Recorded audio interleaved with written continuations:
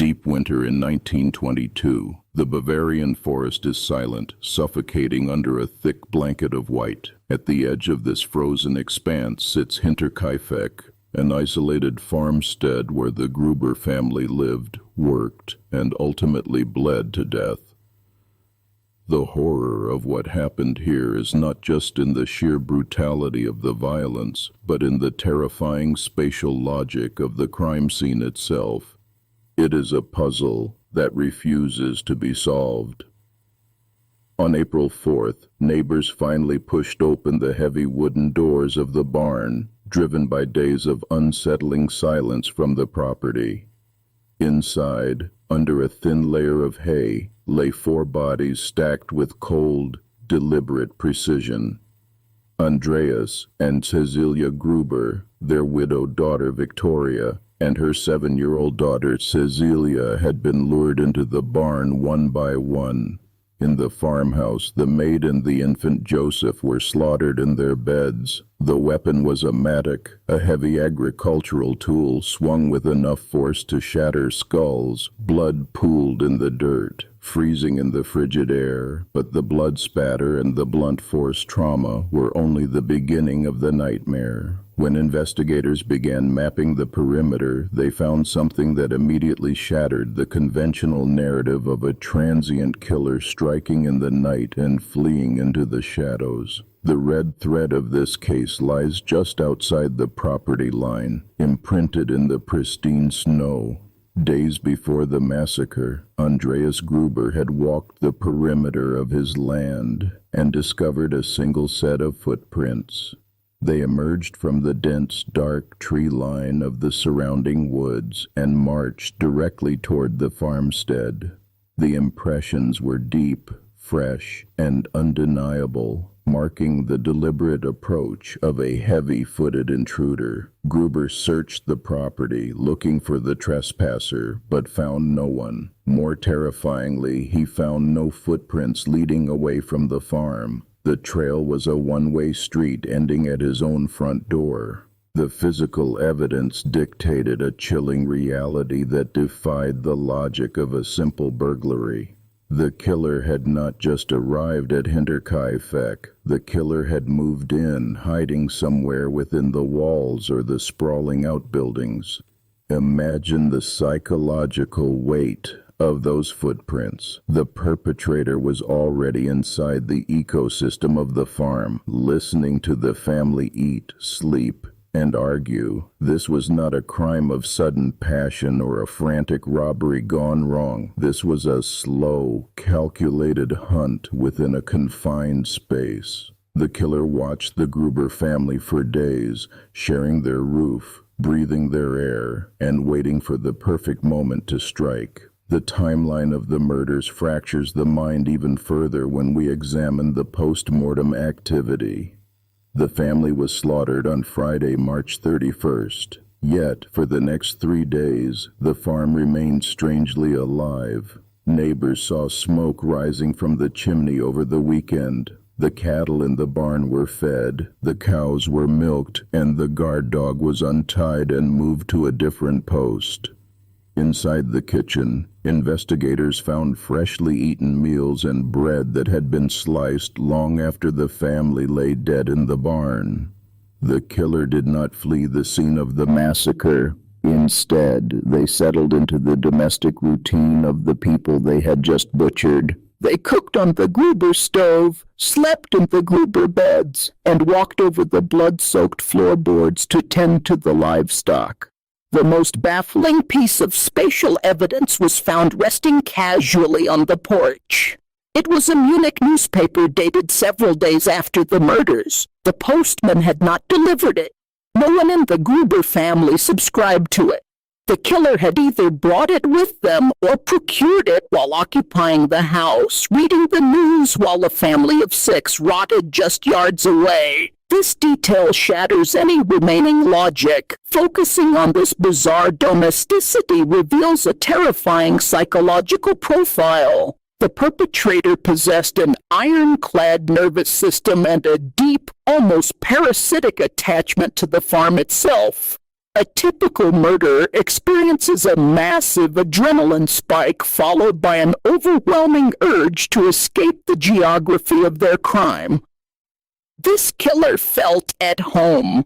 The claustrophobia of the isolated farmstead was a sanctuary, not a trap, turning a rural tragedy into a sustained psychological horror.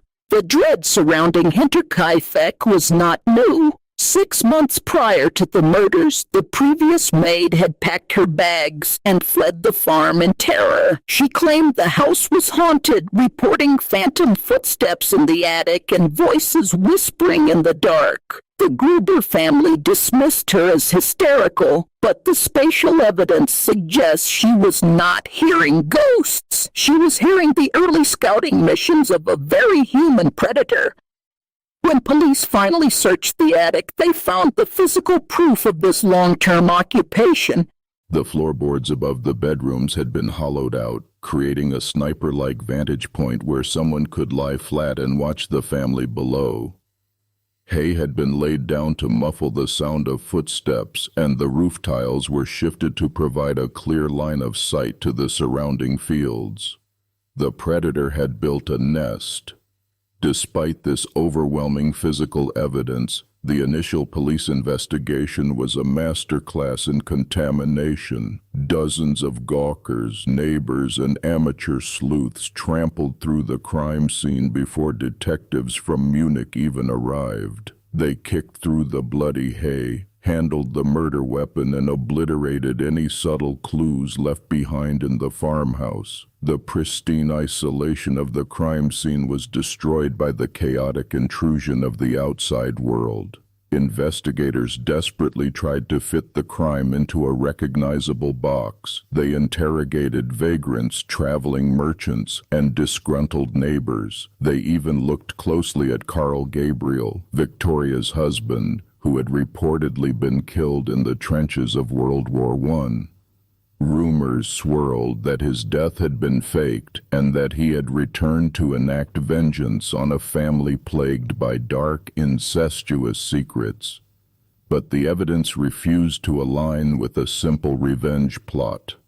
Robbery was the most logical motive for a rural home invasion, yet the crime scene defied this theory entirely. The Grubers were wealthy, and a significant amount of gold and cash was hidden in the house.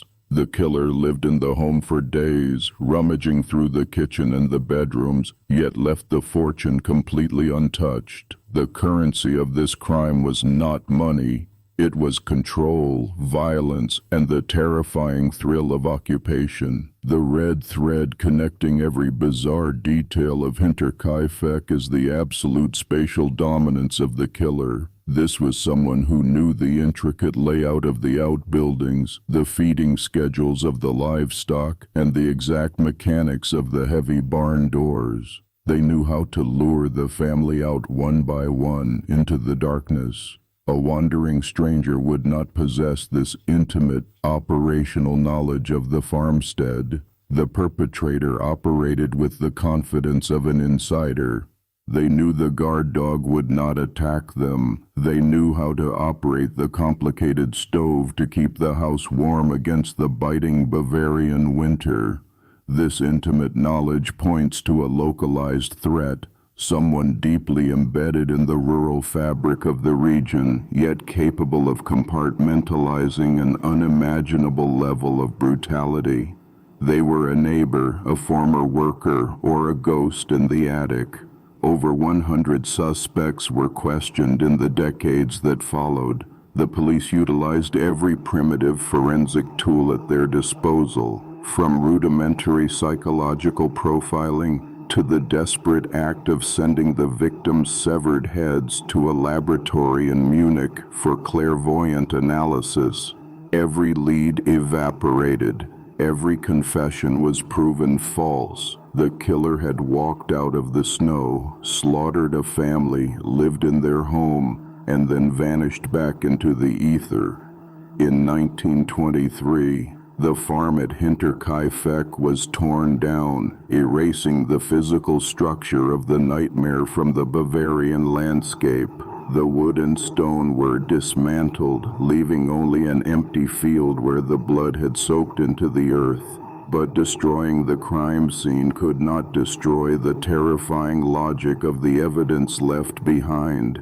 A stone monument now stands near the site, a silent marker of an atrocity that broke the rules of criminal behavior.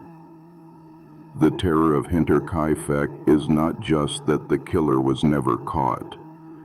It is the realization that the walls of our homes, the locks on our doors, and the isolation we crave offer no real protection. The footprints in the snow remain a permanent, chilling reminder that sometimes the monster is not lurking in the woods. Sometimes the monster has already moved in, waiting patiently in the dark spaces just above your head.